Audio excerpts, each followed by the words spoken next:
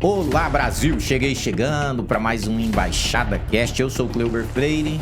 Esse podcast de assuntos diversos que nós temos começado e muita gente tem acompanhado.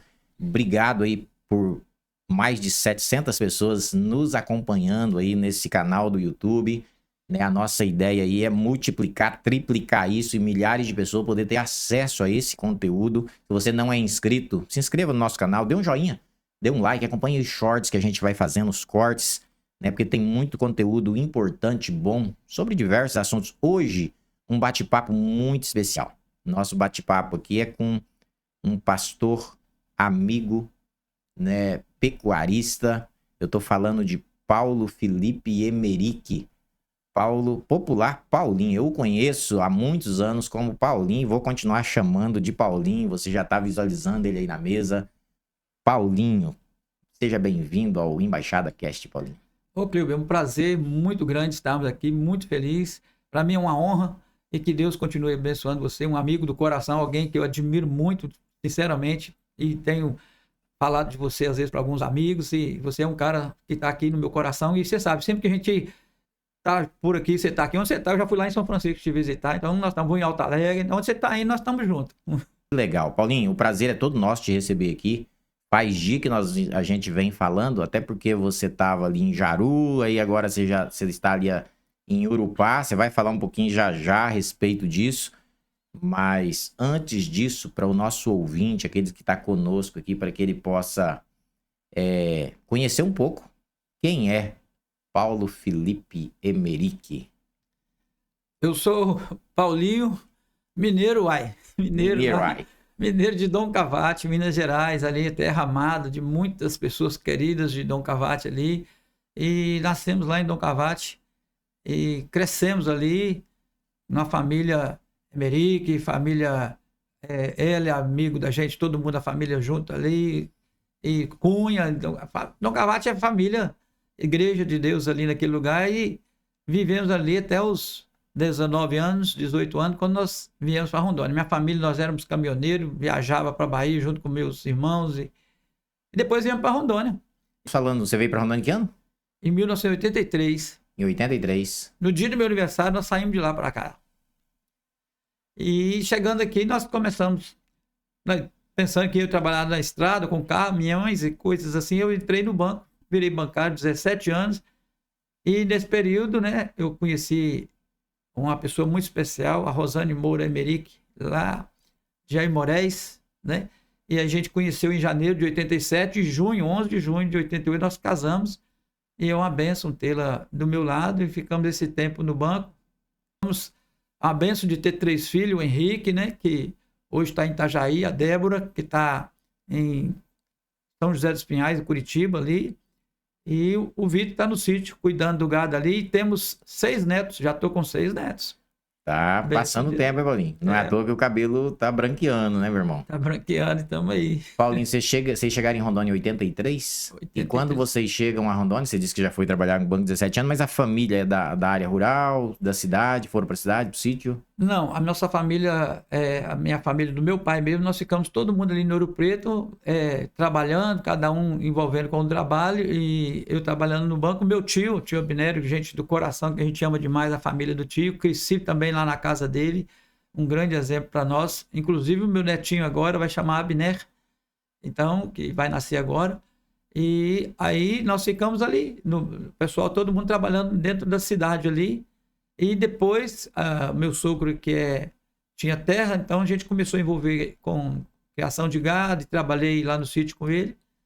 O nosso estado, o estado de Rondônia, é um estado muito abençoado, e aqui, mineiro, capixaba e paranaense, parece que é o maior número de migrantes, né, na nossa região. E Tem você, muito. como meu saudoso pai também, né, mineiro, invadiram aqui naquela época. E naquela época, você ainda mais jovem, mas o que motivou? Você lembra? Teu pai compartilhava contigo o que motivou a vir para Rondônia na década de 80? Qual que era assim, a motivação maior do coração deles? O que eles almejavam por aqui? Na verdade, nós somos 7 irmãos, né? E lá foi uma crise que passamos lá em Minas em 79. Em 79 foi uma crise muito grande, que o feijão estava num preço louco, milho. e foi passando um período difícil, e Rondônia prosperando. Aí meus irmãos vieram para cá conhecer e voltaram, e quando se dão, meus tios e famílias todas ali, daquela região de Dom Cavate, fizemos aqueles comboios de caminhões e viemos em comboio para cá em 83, né? 16 de agosto nós saímos de lá e viemos para cá em busca de prosperidade, porque lá nem emprego tinha para todo mundo na nossa cidadezinha de Dom Cavate, né? Até hoje lá, região de Dom Cavate, o pessoal geralmente trabalha a cidade em volta. Então já saímos para Rondônia, que era o que se falava na época, o sonho de todo mundo, né? Então nós viemos para cá em busca de condições melhores. Geralmente, Paulinho, é a visão de todo mundo, né? Sai em busca de sonhos. E Rondônia é terra de sonhos. Eu costumo falar para todo mundo que está aqui em Rondônia, a década dos anos aí 76, 77, a 88, até 90, a Rondônia era considerada a terra dos sonhos e muita gente vinha em busca. E os mineiros, em especiais, mineiro tem duas, Paulinho, mineiro tem duas, eu divido em duas partes. A saída em massa para os estados em desenvolvimento, e Rondônia foi um desses. E depois tem uma segunda leva, que é indo para a América, né? Estados Unidos. Acho que Minas é o estado que mais tem pessoas nos Estados Unidos, né? Na América. E antes disso foi Paraná, né? Antes disso foram para o Paraná, que é a geração dos meus pais, avós, né? Vários tios meus foram com famílias inteiras, que o Paraná, que era... Na época o sonho era Paraná. Que coisa legal, interessante. É uma curiosidade do povo, Minas Gerais exportando pessoas aí, né? Para o mundo inteiro. Para o mundo inteiro. E tinha uma coisa interessante, Cleo, que quando a gente começou a ouvir falar de Rondônia, tem o Areião que a gente passava ali, nós gastamos 9 dias e 9 noites para estar aqui em Rondônia, chegar sem parar. A região do Mato Grosso, né? Aí passando no Areião ali, tinha caminhões queimados, vários carros que no Areião atolavam e abandonavam, né?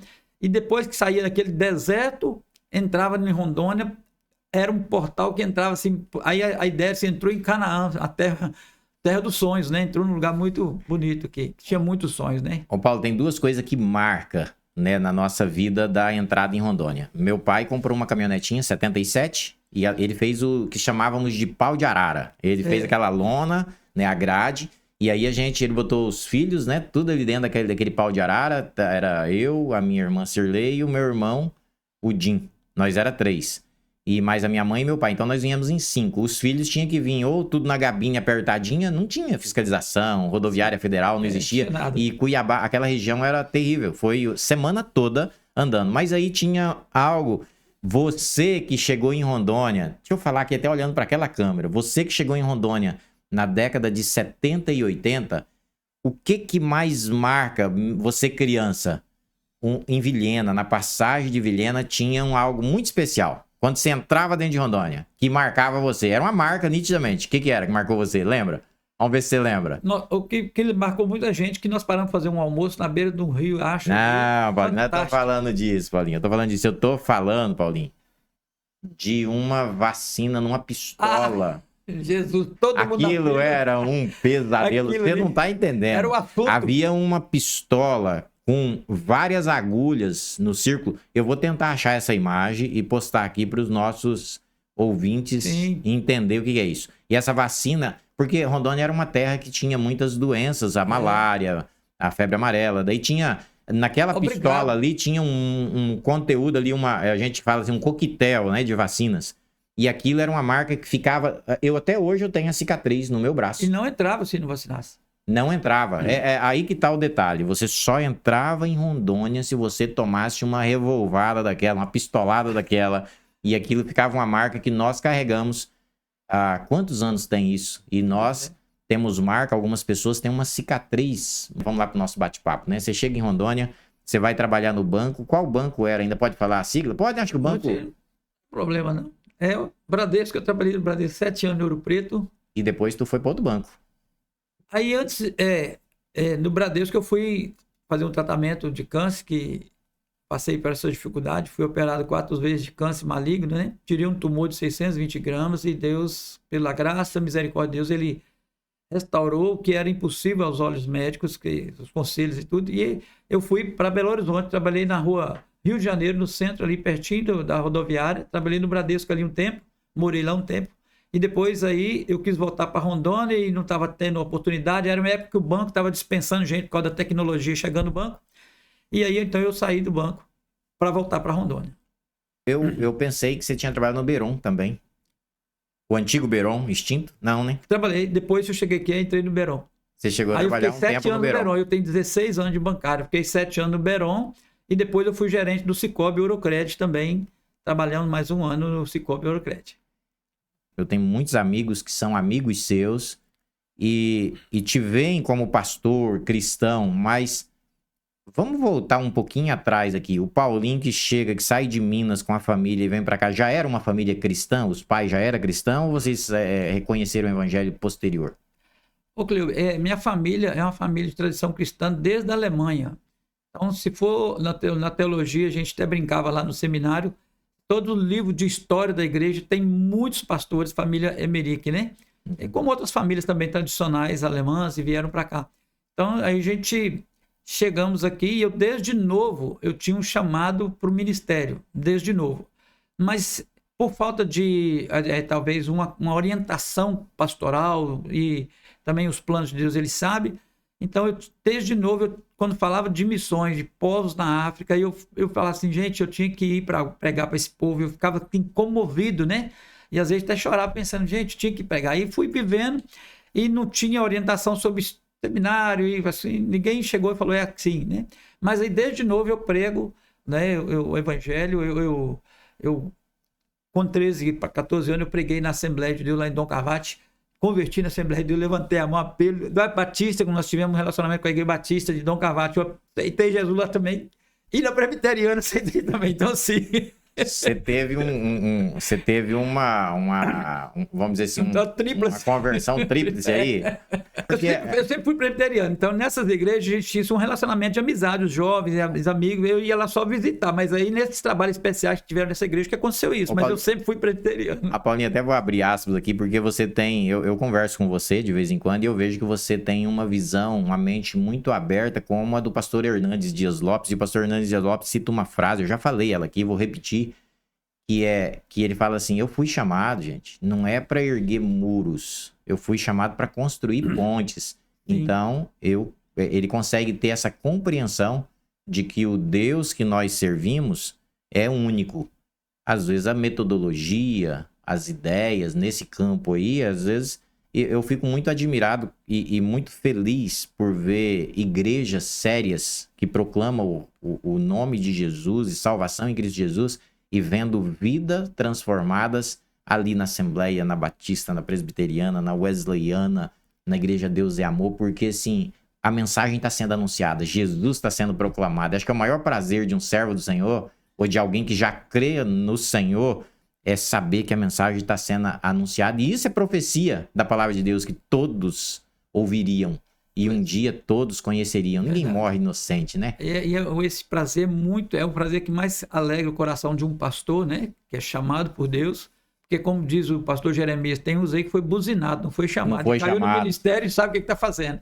Então, certa vez eu fui chamado para pregar no interior aqui do Rondônia, 170 quilômetros longe. E algumas pessoas da família falaram assim, vai lá não, que você vai no seu carro, estado de chão, barro, poeira e não sei o quê, que nessa época era de poeira. E você vai lá e às vezes eles não te dão nem gasolina. E eu falei assim, se eu for lá e pregar e uma alma converter, valeu minha vida inteira. E olha que interessante, eu cheguei lá e preguei e 2 pessoas aceitou Cristo. Vale uma vida inteira quando a gente faz um trabalho, né? A Bíblia fala isso mesmo, uma vida vale mais que o mundo inteiro. Paulinho, você é um profissional... Eu não falei da sua formação, mas você fez contabilidade, técnico em contabilidade. Em uma época que o técnico lá, a escola, o 2º grau, ele já fazia de você um contador, né? Sim.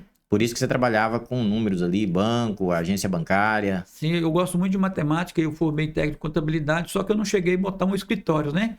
E aí, depois, nós trabalhando no banco, foi quando eu trabalhava ainda no banco, e aí depois que eu saí do banco, eu estava falando, com esse vontade vocacional, eu sempre dirigindo igreja, trabalhando, tomando frente. Em 92 eu estive no Urupá, onde hoje eu sou pastor, cheguei agora em janeiro aqui em Urupá, mas eu já estive ali em 92 como líder da igreja, pastoreando. Fui no Vale Paraíso também, fiquei um ano lá conduzindo a igreja. E esse trabalho de pastor, eu tive isso no coração, fiz isso a vida toda. Eu sou conselheiro matrimonial, tem 30 e tantos anos, mais de 30 anos que eu faço palestras e orientações sobre vida sexual, de casal e orientação, e Deus tem nos abençoado muito nesta área. Mas aí eu fui interessante sobre, você falou agropecuária, eu fui trabalhar com o meu sogro, né, lá do sítio. Para mim, boi, cavalo, vaca, tudo era a mesma coisa. Eu sempre fui caminhoneiro, né? Então, aí cheguei lá, para mim, tudo era... E quando eu comecei a andar a cavalo a primeira vez para tomar conta de gado, eu tomei tanto capote, e até aprendi um pouco, mas Deus deu conta e Deus abençoou e a gente aprendeu a cuidar ali, né? Ficamos um tempo. Mas dali, eu sentindo esse chamado, a necessidade de estar no tempo integral para melhor acompanhar os casais e as famílias, eu decidi largar tudo e ir para o ministério, né? Na época eu já tinha umas 100 cabeças de gado, tirava 200 litros de leite por dia, eu preferi abandonar tudo e dedicar ao ministério. Porque uma alma vale mais do que o mundo inteiro. Pois é, Paulinho, algo que eu admiro, eu tô testemunhando aqui, porque eu conheço o Paulinho ainda da década, eu diria assim, dos anos 2000. Vamos colocar aí de 2000, há 25 anos praticamente, a gente acompanha um pouco mais de perto. A gente já ouvia falar dele, mas eu conheço, mesmo morando em cidades distantes, mas a gente acompanha. E eu admirava, porque eu acompanho desde quando você trabalhava no banco e você saiu para seminário, para abençoar a igreja. E aí, em cima disso, eu queria fazer uma pergunta para você. Você fala de 30 anos atrás, conselheiro matrimonial, e de um chamado que você sente há muitos anos, antes mesmo de você assumir ministério oficial. Sim. Né? Porque as igrejas, algumas têm a consagração pastoral, o pastor passa pelo concílio, as igrejas sérias, por exemplo, levam isso muito a sério e não consagra pastor de qualquer jeito. A maioria das igrejas sérias faz assim. Então, existe todo um processo. E dentro desse processo, você já fazia mesmo sem ter o título, o rótulo, né? o documento. Sim. Porém, Paulinho, é possível, aí vem a pergunta, você se sente pastor de muito tempo, tem como conciliar o pastoreio com a vida secular na sua visão, assim? Porque eu tô fazendo essa pergunta porque eu tenho muitos amigos, assim, que têm esse chamado, mas eles também têm a sua vida profissional e eles não abrem mão, muitas das vezes, do profissional para abençoar a vida da igreja. Não como pastor integral, porque desde quando você se tornou pastor integral, eu sou testemunha que você abandonou tudo. Sim. Mas antes, mesmo tendo o chamado. E aí fica um conceito, porque às vezes a pessoa sente um chamado, mas ele não fica na missão, não fica fazendo aquilo pelo qual ele foi chamado, porque, não, eu sou um profissional, eu tenho uma empresa, eu trabalho, eu tô na pecuária. E talvez essa pergunta, depois que você responder, eu vou fazer uma colocação em cima disso, porque as pessoas vê você, conhece você, ou nos conhece, mas eles não sabem, na verdade, do nosso coração. Deus conhece o coração, né? As pessoas não conhecem. Como é que é isso aí? Tem como a pessoa conciliar uma vida profissional e a missão, sem entrar tanto no pastoreio, a missão?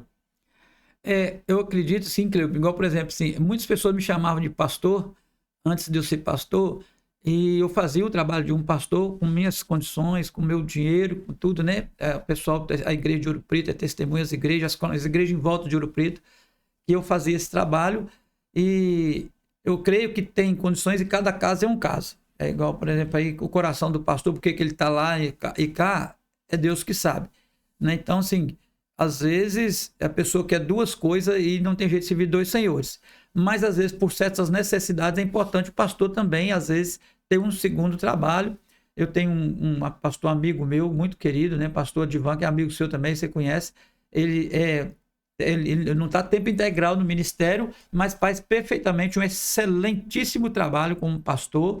E eu conheço a razão desse trabalho e como é que ele trabalha. Então, é uma pessoa também que eu admiro muito. Um grande abraço, né, para o Divan, está nos ouvindo, se tiver. E que Deus esteja abençoando o seu ministério. Mas eu acho que muitas vezes a pessoa fica não confiante totalmente em Deus para, sabe, tá nesse tempo integral. E aí eu vejo a diferença assim. Por que eu decidi? Não que eu faria um trabalho melhor aqui, mas é no sentido de que eu teria maior oportunidade de alcançar mais pessoas.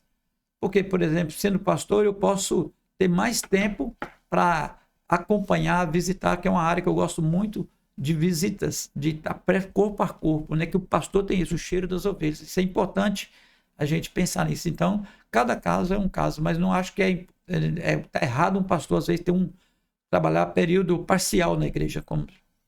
Ô Paulinho, eu faço essa pergunta e eu faço essa pergunta baseado em algumas críticas que eu ouço às vezes de algumas pessoas, porque assim, nós seres humanos, é comum a gente julgar outras pessoas. Sim. E a gente ficar assim, a pessoa, ele tá ali ajudando na igreja, é um obreiro, um presbítero, um diácono, um pastor, mas ele não tem competência para isso.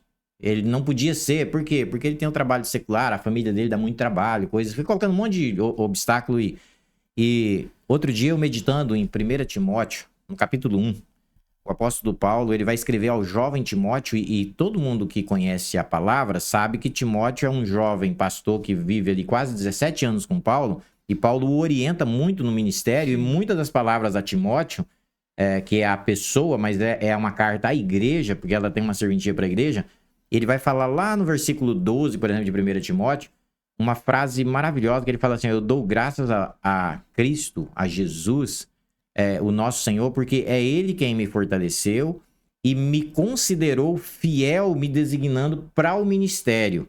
Sabe como que isso é profundo? É porque Paulo dizendo assim, olha, eu não estou preocupado com o que as pessoas acham a meu respeito, mas eu dou graças a Deus porque Ele me conhece, Ele conhece o meu coração e Ele me achou fiel para o ministério, me colocou no ministério. E todo mundo sabe que Paulo tinha uma atividade, ele tinha vida contínua, mas ele dedicou ao ministério. E isso é muito interessante porque às vezes alguém que está nos ouvindo, ele tem o seu ministério e ele fala assim, puxa, eu gostaria muito de abençoar a igreja, ajudar, mas às vezes eu sou tolhido ou eu não posso fazer porque eu sou um profissional, um empresário, por exemplo. Sim. Então eu não posso abençoar a igreja com missões, por exemplo, porque eles acham que eu não posso dar o tempo suficiente.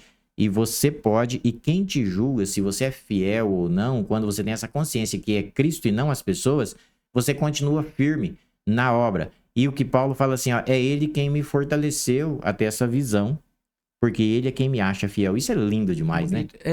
No ministério a gente passa muita crise e eu vejo muitas pessoas que vão para o ministério que não foram chamadas por Deus. Você sabe, vai para interesse de ganhar dinheiro, o cara não dá certo em lugar nenhum, então vai ser pastor, né? Então assim... E vai para o ministério e ele estraga a vida dele e estraga a igreja também, prejudica a igreja de Cristo. Então, algumas pessoas, Cleube, mais de 5, que estavam no seminário, no ministério, indo, que é coisa importante, vê que é importante, que seria importante, e vai, sem ser chamado. E aí eu chamei esses, não, é mais de 5 pessoas.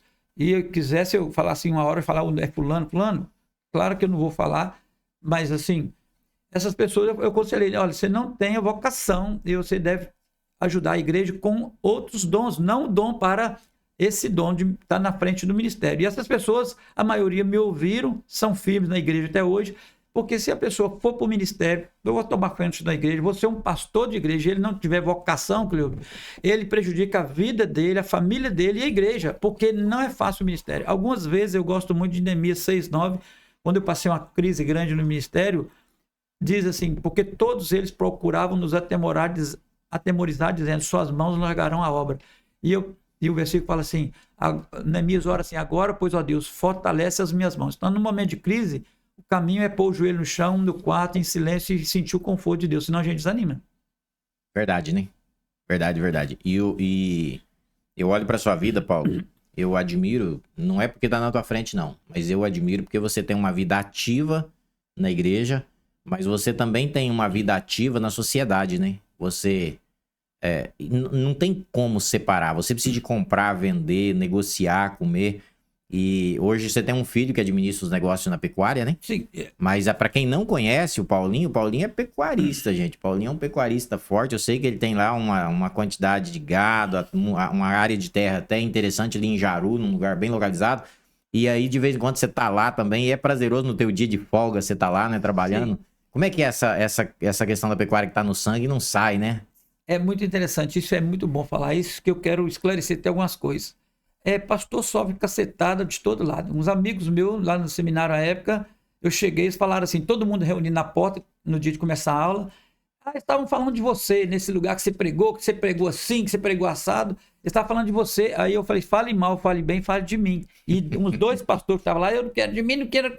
Os caras que hoje são pastores, né, estavam estudando. Eu não quero que ninguém fale mal de mim. Eu também não quero que ninguém fale mal. Alguns falando assim. Eu falei, então vocês estão idiotas. Eu desculpo o termo que eu usei com ele, mas assim, a gente é muito amigo. Eu falei, você vai ser pastor e não quer que fale mal? E aí, Cleo, nessa questão da pecuária, muitas pessoas maliciosamente, sem conhecer a gente, julgam o coração, que a Bíblia fala não julgar. Né? Muitas pessoas, até algumas pessoas de algumas igrejas, falam assim, não, ele trazer ele para cá porque ele é pastor, mas ele está mexendo com gado, ele está preocupado com Pastor sítio. fazendeiro. Ele não está preocupado com o ministério, preocupa primeiro. São coisas maliciosas que não vêm de Deus. E quando eu decidi ser pastor, eu larguei muitas coisas. E o sítio, quem cuida é meu filho. Ele tem plena liberdade. Eu passo meses sem ir lá. E quando eu vou lá, igual você falou, é uma diversão, uma distração para ir lá. E às vezes nem vou olhar, quase não tenho montado a cavalo para falar assim, eu estou cuidando, estou olhando. Eu confio nele e ele está cuidando. Então, maliciosamente, muitas pessoas julgam isso, né? E aqui, lá no Paulinho, sítio, eu sou grato que você me convidou. Eu conheci teu sítio, andei com você lá no teu sítio, arriamos o cavalo, né? O dia que nós fomos, nós demos uma volta. Sim. Que coisa gostosa. Ali é uma terapia, né? E descansa até a cabeça do no pastoreio, né? Ajuda, né? Muito, é muito bom estar lá. E é bênção de Deus pra gente, na vida da gente. E com isso, Deus tem me usado pra gente abençoar a igreja através daquilo que ele nos concede, né? Claro, isso é maravilhoso. Porque, às vezes, a visão que algumas pessoas têm do pastor ou da igreja é que eles são charlatões, Paulinho. Sim. Eles são dinheiristas, gananciosos. E você, por exemplo, é um patrimônio que não é seu e não é dinheiro de igreja. É um bem da família e a família vem trabalhando para isso. Sim. Porque às vezes a pessoa olha o pastor e acha que a família pastoral, por exemplo, o sogro, a sogra, o pai, a mãe, eles tudo têm que viver como se fosse uma vida regrada. E uma vida assim, a família também não pode prosperar. E quando uma família pastoral prospera pelo trabalho, às vezes há uma história... a sua família vem de longe a história dela. Ela chegou aqui, conquistou terras, ela conquistou patrimônio ali na região de Jaru, Ouro Preto, e desenvolveu ali financeiramente, e alguém tem que administrar. Então, você é pastor, mas a sua família tem essa administração, né? Por que a gente tá falando disso? Porque isso também ajuda algumas pessoas, porque eu converso, eu lido com muitas pessoas, e algumas pessoas têm até um pouco de... carrega até um peso, um fardo, por não poder dialogar sobre isso com tranquilidade e com paz, né? Não, eu tenho outra coisa. Isso não muda nada, né? Eu fazia esse trabalho evangelístico eu fazia, como eu disse, bem antes de ser pastor, e tinha o maior prazer. Eu ia de bicicleta longe, né, de 17 quilômetros de bicicleta e voltava para manter trabalho, e as pessoas estão lá me esperando. Eu sempre falei para minha esposa que eu demorei um pouco aí para o ministério, igual eu te falei, eu já tinha 3 filhos quando eu fui. Então, eu falava assim, eu tenho um ponto de culto para mim ir de bicicleta lá. Aí, às vezes, vinha a família, meu sogro morava em Alvorada, vinha minhas pessoas lá e passava um churrasco sábado à noite ali e tal, e eu tinha culto marcado. Eu falava com a minha esposa, olha, eu já tenho um compromisso com a igreja, eu vou lá, você atende eles aí. A prioridade é o reino, né? Verdade. Ô, Paulinho, tá. E vamos voltar um pouquinho mais atrás. Você falou que você teve uma época que você foi acometido de um câncer. E quando você foi acometido de um câncer, o câncer era maligno, você acabou de expressar. Sim. A luta, você precisou de fazer todo aquele processo, quimioterapia? Orei a Deus quando era jovem, falei, Deus, Senhor, me corrige, me castiga, mas não deixe eu viver longe do Senhor, porque Deus é pai que castiga o filho que ama. Se tiver sem correção, é bastardo, não é filho. Então, uma das provas que Deus ama a gente é quando ele nos disciplina, certo? E aí eu falei para Deus isso. E aí eu passei a sofrer de um câncer maligno e chegou um tempo que eu tirei um tumor de 620 gramas e eu era solteiro. E depois de 4 anos, ele voltou de novo, né, na minha perna. E aí já era pequenininho, mas eu já sabia como é que era. Depois eu operei mais 2 vezes desse câncer, né, em 90. Foi a última vez que eu operei. E eu fiz a quantidade máxima de radioterapia, não posso fazer mais. E depois eu fiz várias sessões de quimioterapia. E quando eu fui fazer, o médico falou assim, você vai levantar seus cabelos, pelo, vai ficar tudo na cama e no outro dia você tá careca, depois da primeira sessão. E aí eu falei para minha mãe é uma mulher de oração, a minha mãe já faleceu, mas ela falou assim, meu filho, eu vou orar para não cair nenhum cabelo seu. E na próxima sessão de quimioterapia, a sala cheia de pessoas ao mesmo tempo fazendo, todos, idosos, crianças, todos carecas, sem pelo nenhum, nem sobrancelha, e eu não caiu um cabelo. Então Deus me restaurou, Deus deu prova de que eu estava curado, eu fiz só 6 sessões, não fiz mais, acabou. Falei, não vou fazer mais porque Deus me curou. E os médicos falaram que eu não ia poder andar a cavalo, subir a escada, virei vaqueiro, Deus me abençoou, mandava a cavalo e estou na bênção. Deus fez um milagre. São vários milagres que Deus tem feito na minha vida, pela graça, porque eu não mereço nada, mas a misericórdia dele está presente, Cleber. O câncer é uma doença que acomete muitas pessoas, assim como outras doenças. Sim. E se a gente puder dar uma palavra para pessoas que às vezes é diagnosticada e quando tem aquele diagnóstico de câncer, dá um impacto no coração. Sim. Então, se a gente puder deixar uma palavra para as pessoas aí que de repente foi diagnosticada, alguns que já estão em tratamento. Olha, o maior testemunho da igreja é no tempo de aflições. E nos meus tempos de aflições foi o tempo que eu mais decorei versículo, que eu mais preguei, que eu mais evangelizei, foi nesse período desse tratamento de radioterapia lá em Belo Horizonte, quimioterapia. Foi um período muito edificante na minha vida, nesse conflito, nesse vale de deserto, dessa dificuldade, que é no deserto que Deus trabalha com o seu povo. O povo foi para o deserto, Paulo foi para o deserto, Jesus foi para o deserto, e é no deserto que Deus nos aperfeiçoa para aquilo que ele tem.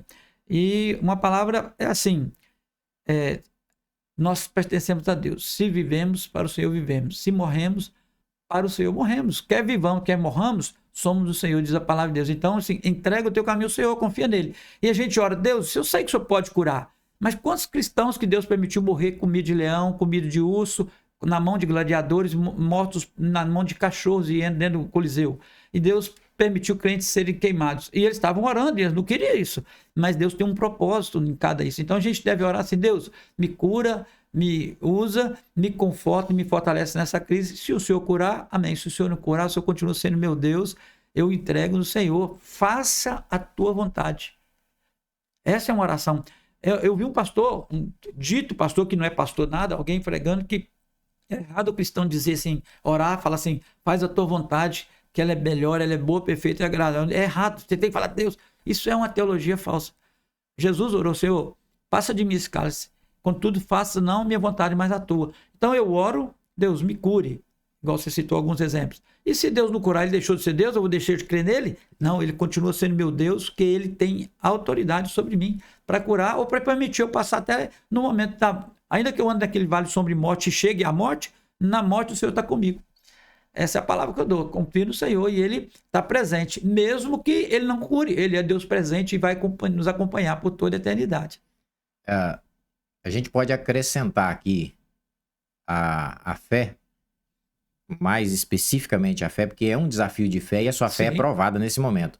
E a fé, às vezes a gente pensa que a fé é esperança, mas a fé ela é uma convicção e é conhecimento, né? Sim. Então, assim, se você precisa, de repente você não está tendo fé no seu coração, você precisa de buscar conhecer mais, porque se você conhecer, já que a fé é conhecimento, a Bíblia, por que eu falo que é conhecimento? Porque a Bíblia tem um texto muito conhecido que ela diz assim, a fé vem pelo ouvir e ouvir a palavra de Deus. Então, você precisa de buscar mais na palavra. Você está passando pelo vale?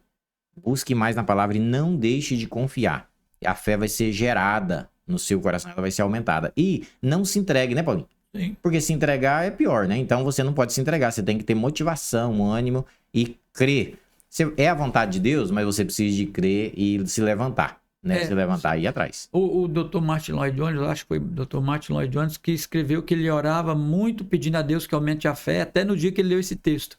A fé vem pelo ouvir a palavra de Deus. Então, o que fortalece a fé é a leitura da palavra de Deus. Então, ele dizia que parou de orar e passou a ler a palavra de Deus. Tem muita gente que ora, fortalece a minha fé. Se você pudesse ouvir Deus falando, Deus ia falar assim, então vai ler a Bíblia.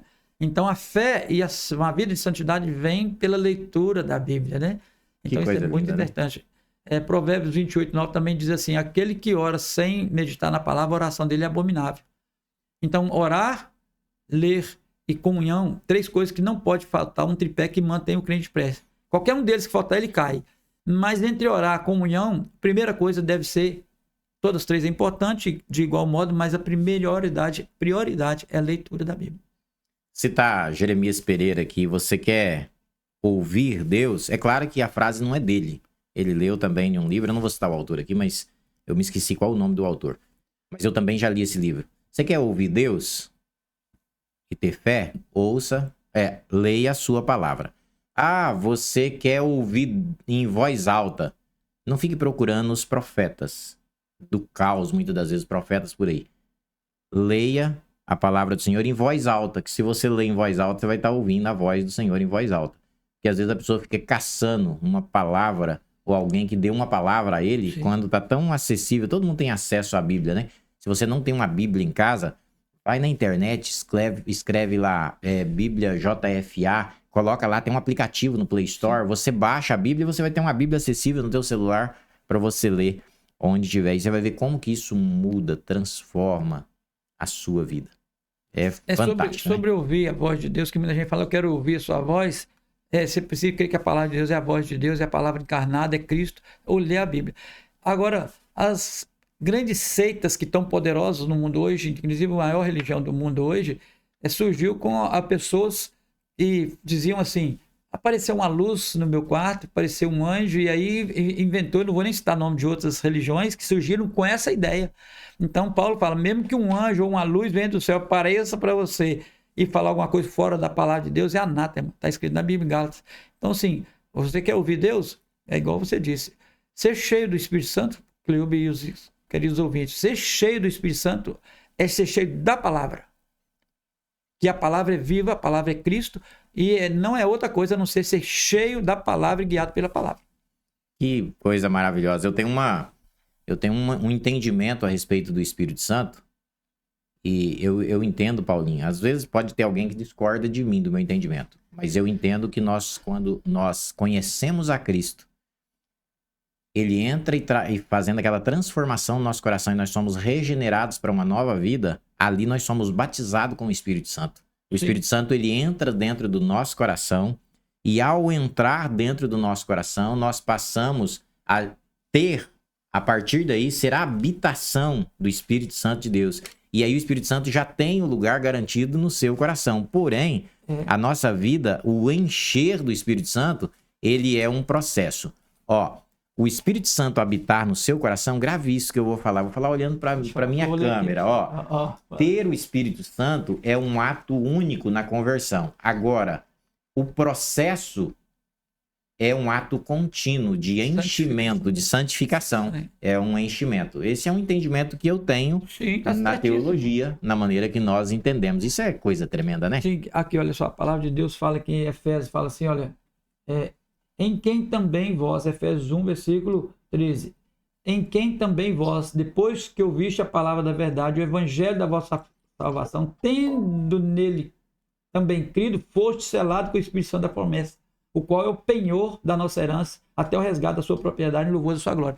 Quem não tem o Espírito Santo não é de Deus, está em Romanos. E quando você ora a Deus, tendo nele crido, você foi selado. Só que é interessante, outra coisa importante dizer, João 12, 42, 43, os fariseus, sacerdotes, a liderança creu que Jesus era o Cristo, mas eles amaram mais a glória do mundo que a glória de Deus e não professaram a fé, não seguiram a Cristo. Então, mesmo crendo, a Bíblia diz que até o diabo crê.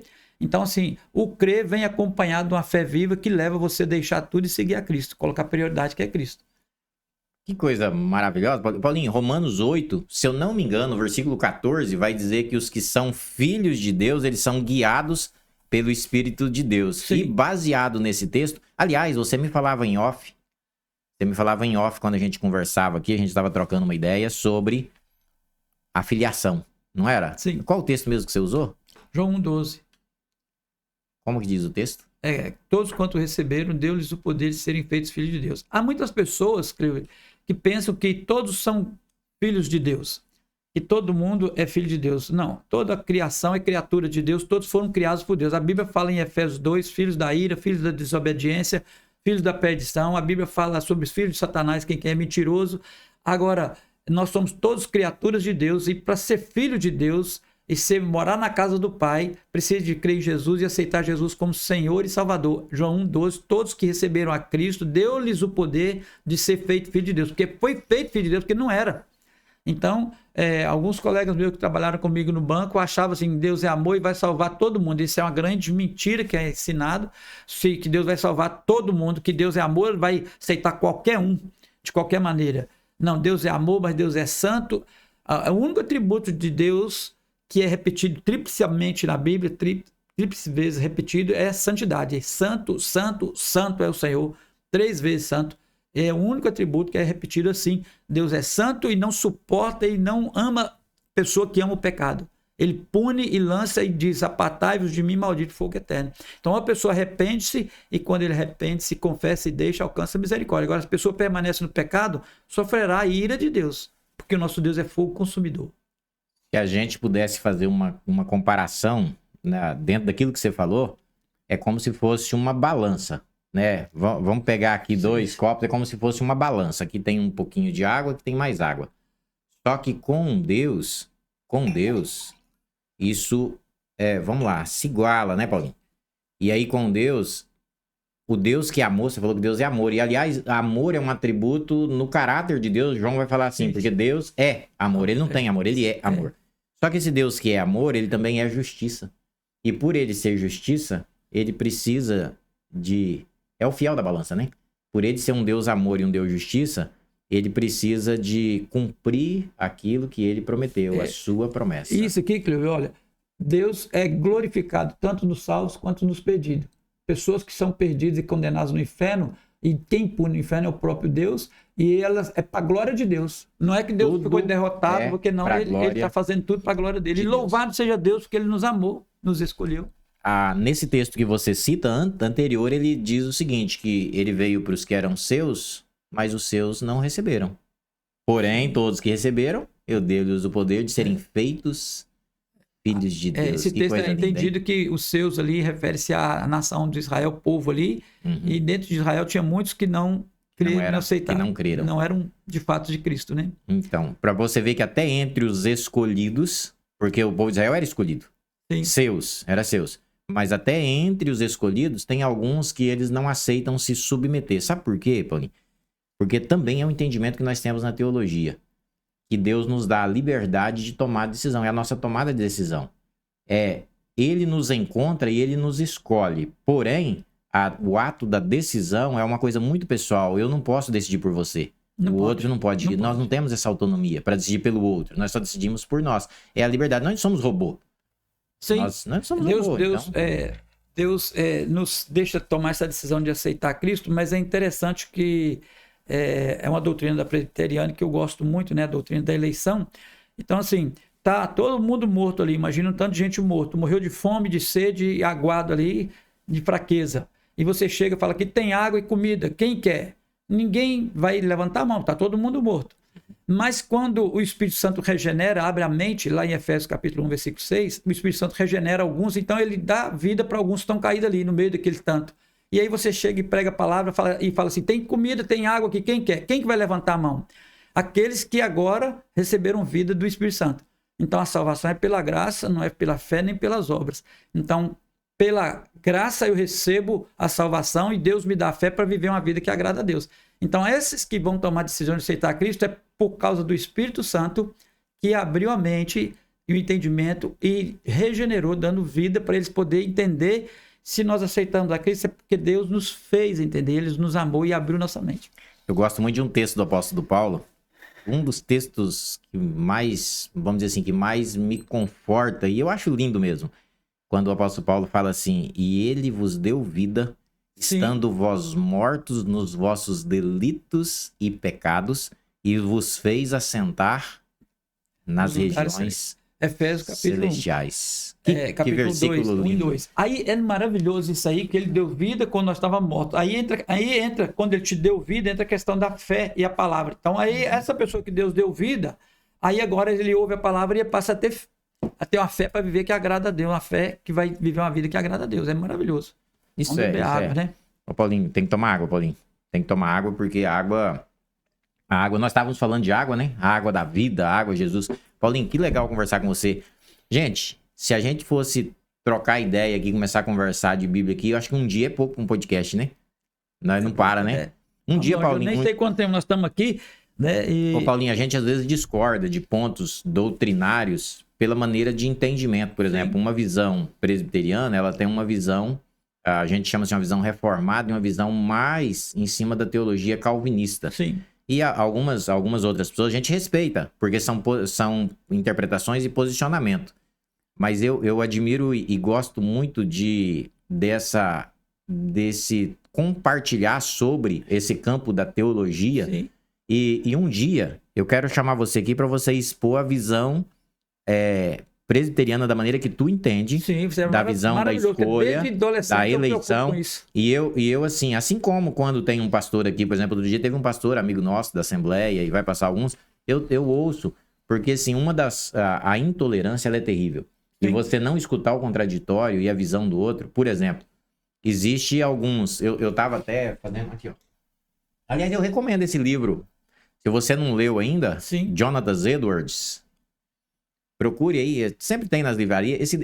Jonathan Edwards é de 1741 a primeira mensagem dele, né? Então tem 280 anos aí quase que o homem e fala até Homem hoje. de Deus. Só que a visão desse avivalista, um homem de Deus, Pecadores na mão de Deus irado, né? esse aqui tem 5 mensagens Causou um dele. avivamento isso aí. Isso aqui trouxe um avivamento, assim como John Wesley e tantos outros.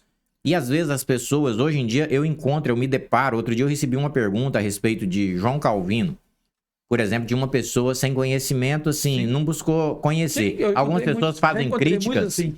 às vezes alguma pessoa faz crítica a Armínio, ou que é o Jacob Armínio, Sim. ou aos avivalistas, ou João Calvino, mas as pessoas não buscam conhecer quem que foi, por exemplo, o Ganso, né? Alguns reformadores, porque às vezes a gente se atém muito ali à Reforma e a Lutero. E a gente esquece que há todo um mover na Inglaterra, na Holanda, na América. Isso aqui é na América, né? Ele é inglês ali, os primeiros sermões, mas ele vai para os Estados Unidos. Aliás, eu falo que ele mudou o conceito nos Estados Unidos, até mesmo tem dedo dele aqui na Constituição e na formação do povo americano. Então, uma hora a gente vai ter um tempo, gente. É porque o nosso tempo aqui é curto, não dá para entrar muito. Mas a gente vai trabalhar um dia esses temas aí, pra gente trocar uma ideia. Sobre isso aí, esse assunto que você levantou aí, é interessante, eu quero contar uma história aqui. A Bíblia é uma só, a palavra de Deus é uma só. Por que tem tantas igrejas e tantas interpretações diferentes? Então eu uso uma ilustração rapidinho para esclarecer. Se você pegar o melhor material, o cara pega o melhor material que tem de areia, pedra, tijolo, para fazer uma casa e uma planta de uma casa. E aí você pega aquele material e dá para o melhor pedreiro. E você diz para ele assim, você vai construir uma casa para mim, só que você não pode usar prumo, nem metro, nem régua, nem nível, e nem colher de pedreiro. Você não pode usar nem essas coisas, nem prumo, nem metro, nem régua, nem nível. O pedreiro, por mais coraçãozão que ele seja seu amigo, por mais que ele seja o melhor pedreiro da vida, e ele pegar todo esse material, mas não usar o prumo, a régua, o metro, o nível, como é que ele vai saber se tem 3 metros daqui lá, 3 daqui ali, tirando só no olho, no achômetro?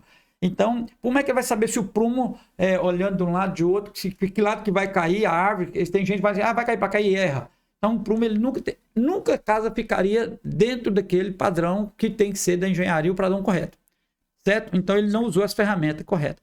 Agora, se você pega 10 pedreiros, seja seu amigo ou não, dá o melhor material e dá toda a ferramenta, metro, nível, prumo, régua, tudo, e a planta para eles, as 10 casas vai sair igual. Então, é um problema da interpretação bíblica, que muitas pessoas gostam de estar dizendo. E o problema é quando as pessoas não entendem o outro, acham que o outro é inimigo, só porque não é da mesma denominação. Isso é um erro.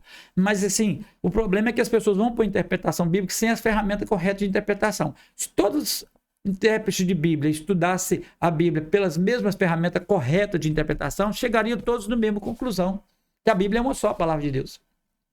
Essa ilustração é muito boa para esclarecer isso.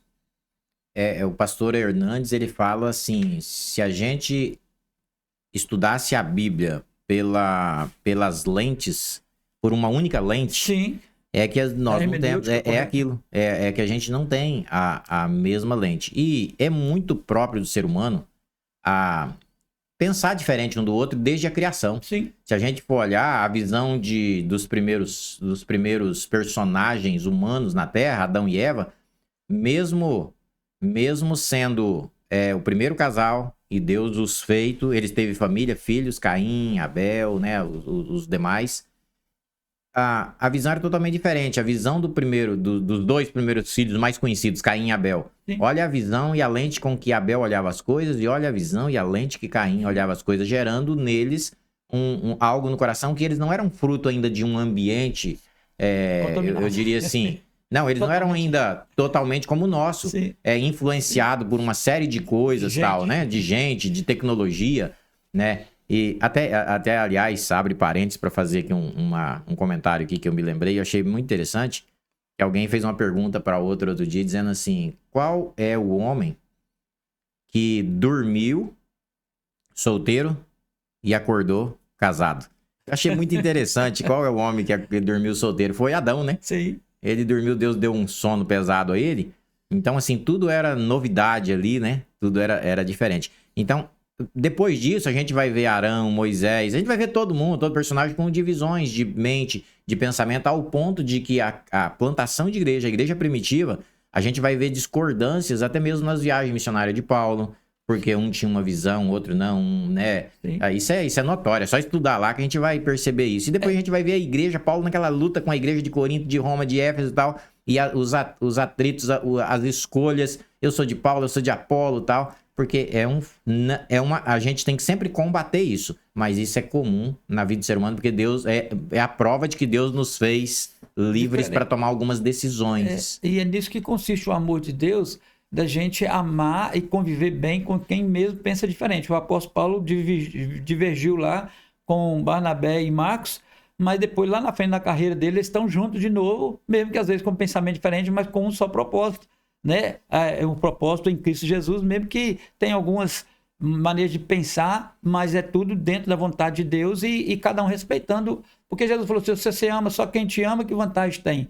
Você tem que amar os outros e ajudar eles também a caminhar junto, crescer junto. Por isso fica mais um conselho aí a você que está nos ouvindo. Alguém eu vi na internet falando assim, procura uma igreja aí perto da sua casa e vai nela. Não faz isso não. Procura uma igreja mais perto da sua Bíblia.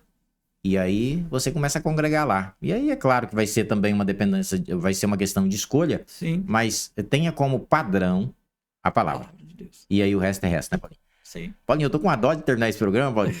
Nós temos muita coisa para falar. Temos muita coisa, é uma bênção. Obrigado, nós estamos juntos aqui. Mas que legal. Paulinho, vamos partir aqui para uma parte final, mas eu preciso de fazer, porque assim, você tá numa cidade nova agora, né? Você foi... Sim. Você ficou quantos anos ali na última igreja? Foi uma temporada, né? Eu fiquei 10 anos aqui em Rolim e 10 anos em Jaru. São 20 anos. E na igreja Betel em Jaru, e agora chegando aqui, enquanto eles tiverem paciência comigo... Na cidade de Urupá. Aqui perto aqui. Um abraço para nossa querida Urupá, povo, a ovelha do pastor Paulo. Dinho, seu irmão tá lá, ovelha minha, tá lá junto comigo. Ali eu tenho família ali também, né? Que coisa maravilhosa. Paulinho, a nossa amizade, ela vem de longe, ela vai continuar até que Deus nos conceda a passagem daqui para o céu, né? Pra gente morar junto lá no céu, com a graça de Deus.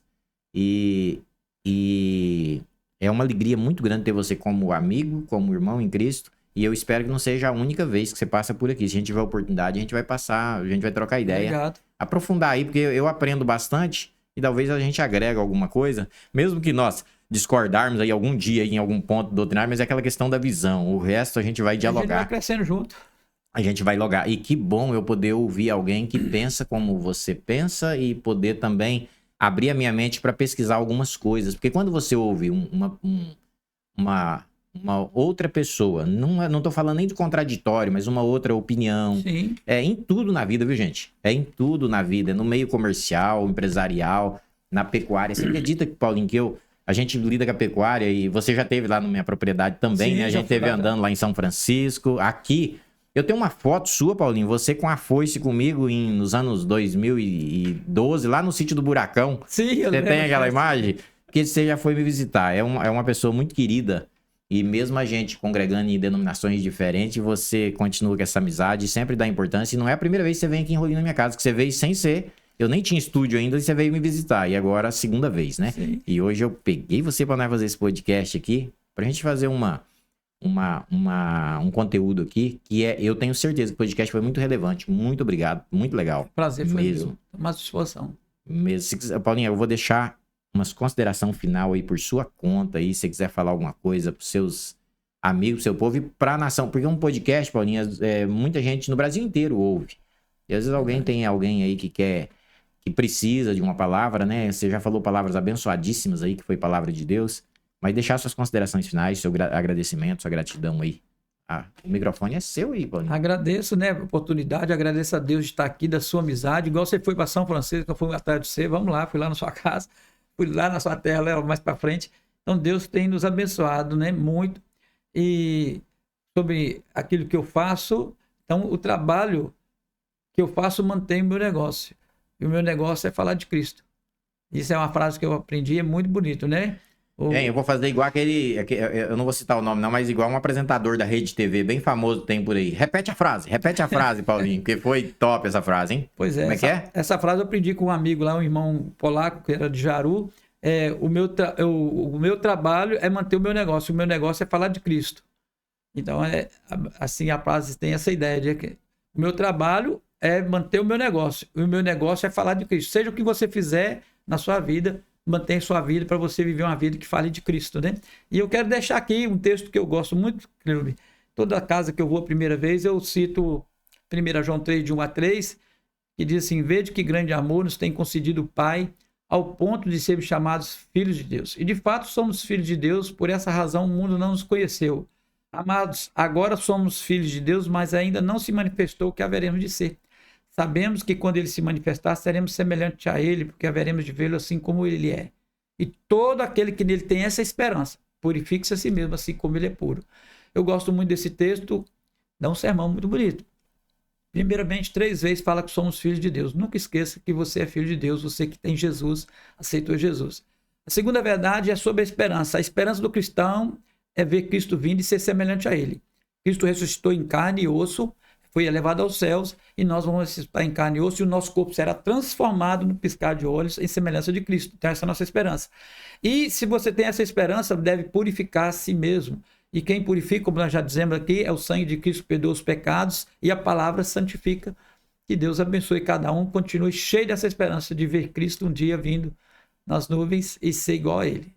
Que legal. Paulinho, nós estamos chegando ao final do nosso programa, mas eu queria te fazer uma pergunta. Tem algum sonho ainda que você não realizou, que tem vontade de realizar? Você almeja alguma coisa? Olha, Deus tem me abençoado muito, né? Estou contente, né? Deus tem me abençoado muito e eu nunca pensei que eu ia chegar onde eu cheguei, ter uma esposa maravilhosa, um lar, uma família maravilhosa, igual eu tenho. Então, assim, já tenho mais do que mereço, a gente tem que se entender. Interessante que, eu assim, aproveitar para dizer mais uma coisa sobre a vida espiritual. Quanto mais a gente aproxima de Deus, mais a gente entende que a gente é nada, é pó e precisa mais e mais de Deus todo dia. Por isso, todo dia tem que começar orando. Quanto menos você aproxima de Deus, mais distante de Deus, mais você acha que está muito crente, muito santo, a pessoa acha, né? Quanto mais ela está longe de Deus, mais ela se acha muito digna de coisas e merecedoras, mas está mais longe de Deus. Então, quanto mais aproximar de Deus, mais você vai entender que ele não é nada, não merece nada. Eu só tenho muito a agradecer mesmo a Deus. Paulinho, parou o coração, Deus cortou o ar, lá no caixão, um monte de gente velando. É claro que você não vai estar ouvindo mais nada. Sim. Mas se pudesse ouvir, o que você queria ouvir lá? Alguém falando a seu respeito, Paulinho? Eu se lembrar do caos mineiro. Eu lembrei do caos que o advogado fez essa pergunta o advogado fez pergunta pro médico perto do caixão de um cara, né? Aí tava o advogado, o médico e o mineiro. Aí o advogado falou assim: se você pudesse ouvir, o que você queria ouvir? O médico falou assim: eu queria ouvir falar que foi um bom médico, eu fiz muita coisa, que eu não sei o que tem. Aí o médico falou para o advogado: eu sei, o que você queria ouvir? O advogado: eu queria ouvir que eu fui um bom advogado, que eu defendi muitas causas. Aí os dois olham um para o outro, vão perguntar para o mineirinho se ele tivesse indo no caixão, o que ele queria ouvir. Perguntaram para o mineirinho. Aí, o que você queria ouvir se tivesse indo no caixão? O mineirinho falou assim: eu queria escutar eles falar assim: olha, abriu os olhos, tá vivo. É porque viver é bom demais, né, Paulinho? Então, assim, claro que a gente tem esperança, né, de deixar um legado, que é uma pergunta muito importante. O que seus filhos vão falar de você quando você partir, né? Qual a lembrança que você vai deixar, né? O que eles vão falar? É claro que a gente procura, com a graça de Deus, trabalhar da melhor forma possível, mesmo sendo falhos, né? Que Deus nos abençoe nisso, que deixemos um legado aí. Na igreja primitiva, havia uma visão na plantação de igreja que, assim, quantos estão dispostos... E você tinha que pensar nisso, era obrigado, porque Nero foi muito cruel. Sim. No primeiro século. Quem está disposto a morrer por causa de Cristo? Porque Cristo, aceitar Cristo era um desafio de vida mesmo. Porque você poderia morrer de pendurado no poste, queimado, jogado para os leões, no Coliseu. né? E aí Sim. tem uma canção, o Coliseu não parou a igreja e tal. Hoje quem para a igreja são as pessoas. As pessoas por inércia, por não fazer, ou pelos escândalos, pelo mau testemunho, por ser pedra de tropeço. E aí dentro disso, eu quero deixar uma mensagem nesse final. Deus está à procura de pessoas que estejam dispostas a viver por causa dele. Você está disposto a viver por causa dele? Viver por causa dele é ter vontade de viver e viver uma vida de testemunho, né, Paulo? É você falar assim, eu estou disposto a viver por causa de Cristo. E aí você honrar ele. Não é morrer por ele, porque se você morrer por ele, você não cumpriu o seu propósito hoje, na nossa geração. Aquele filme do Mel Gibson, de Paixão de Cristo, impactou o mundo inteiro. É um filme que eu acho que também recomendo todo mundo assistir, quem não assistiu. E o ator que fez o papel de Cristo, ele falou uma coisa profundamente, né? Jim Caviezel, acho que é assim que pronuncia o nome dele, e ele revivendo Cristo no papel, ele teve de pensar e agir como Cristo. Então, numa entrevista, ele disse assim, inclusive eles são cristãos, né? Cada um lá ele e o Mel Gibson, ele diz assim, na entrevista falou uma coisa muito interessante, ele falou assim, foi muito bom viver Cristo, porque muitas pessoas não conseguem enxergar o Cristo invisível pela fé, mas a gente tem que viver o Cristo na nossa carne, para que eles vejam Cristo em nós. Olha que coisa profunda que ele falou, e é isso que é ser cristão. Em Atos 11:26, a primeira vez que eles foram chamados de cristão, porque eles viram Cristo na vida dos cristãos. E ser cristão é isso, é viver Cristo. Gente, foi muito bom estar com vocês. Nós temos que encerrar, Paulo. Um abraço para todos. Obrigado, Você Cleuber. que é cristão, independente da denominação, vivam por causa de Cristo. Deem um bom testemunho, sejam luz por onde vocês andam. Deus abençoe. Já fiz aqui os agradecimentos, as considerações finais. Se você não é inscrito no canal, inscreva, recomende, né, para que conteúdos como esse e tantos outros continuem a ser levado para nossas redes sociais. No YouTube, Embaixada Cast, Embaixada Oficial no Instagram. Lá no TikTok estamos começando, Embaixador. Tamo junto. Deus abençoe. Aí. Oi.